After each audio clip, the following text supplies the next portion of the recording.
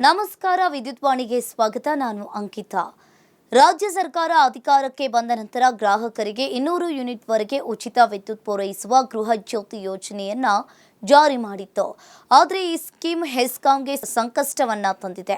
ಯಾಕೆ ಅಂತ ನೋಡೋದಾದ್ರೆ 13.15 ಕೋಟಿಯಷ್ಟು ಬಿಲ್ ಪಾವತಿಸದೆ ಸರ್ಕಾರಿ ಇಲಾಖೆಗಳು ಆಟವಾಡ್ತಾ ಇವೆ.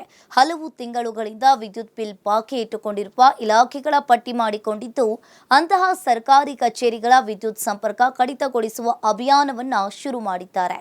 ಇನ್ನು ಕಾರವಾರ ಜಿಲ್ಲೆಯಲ್ಲಿ ಗುರುವಾರ ಕಂದಾಯ ಇಲಾಖೆ ಕಚೇರಿಗಳು, ಅಂಗನವಾಡಿ ಕೇಂದ್ರಗಳು, ಸರ್ಕಾರಿ ಮತ್ತು ಅರೆ ಸರ್ಕಾರಿ ಕಚೇರಿಗಳ ವಿದ್ಯುತ್ ಸಂಪರ್ಕ ಕೆಲವು ಗಂಟೆಗಳ ಕಾಲ ಕಟ್ ಮಾಡಲಾಗಿತ್ತು. ಇದರ ಜೊತೆಗೆ ಬಿಲ್ ಪಾವತಿಸಲು ಗಡುವು ನೀಡಿ ಇಲಾಖೆಗಳಿಗೆ ಪುನಃ ಸಂಪರ್ಕವನ್ನ ಕೊಡಲಾಯಿತು. ಗೃಹ ಜ್ಯೋತಿ ಯೋಜನೆ ಬಂದ ಬಳಿಕ ಹೆಸ್ಕಾಂಗೆ ಬರುವ ಆದಾಯ ಗಣನೀಯವಾಗಿ ಸಂಪೂರ್ಣವಾಗಿ ಇಳಿಕೆಯಾಗಿದೆ. ಉಚಿತ ವಿದ್ಯುತ್ ಪೂರೈಕೆ ಪ್ರಮಾಣ ಹೆಚ್ಚಾಗಿದೆ. ಇಂತಹ ಸ್ಥಿತಿಯಲ್ಲಿ ಸರ್ಕಾರಿ ಇಲಾಖೆಗಳಿಂದಲೇ ಕೋಟ್ಯಾಂತರ ಶುಲ್ಕ ಪಾವತಿ ಬಾಕಿ ಇರುವುದು ಸಮಸ್ಯೆ ಬಿಗಡಾಯಿಸಲು ಕಾರಣವಾಗ್ತಾ ಇದೆ ಅಂತ ಹೆಸ್ಕಾಂ ಅಧಿಕಾರಿ ತಿಳಿಸಿದ್ದಾರೆ. ಈ ವಿದ್ಯುತ್ ಹಣ ವಸೂಲಾತಿಯಾಗದ ಕಾರಣಕ್ಕೆ ನಿರ್ವಹಣೆಗೆ ಅಗತ್ಯ ಸಲಕರಣೆ ಖರೀದಿ ಹಾಗೂ ಹೊಸ ಮಾರ್ಗಗಳ ಅಳವಡಿಕೆಗೆ ಅನುದಾನದ ಲಭ್ಯತೆ ಕೊರತೆಯಾಗಿದೆ.